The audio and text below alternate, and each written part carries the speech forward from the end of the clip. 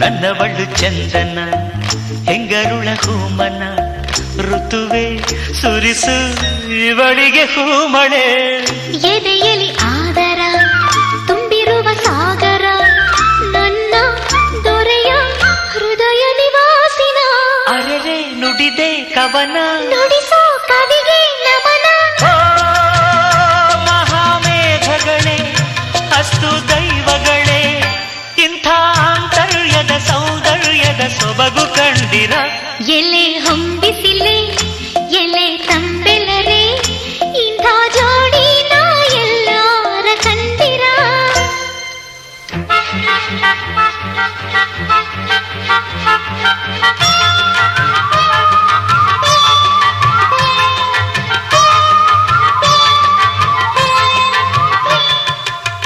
ತನ್ನ ನನ್ನ ತಾನನ್ನ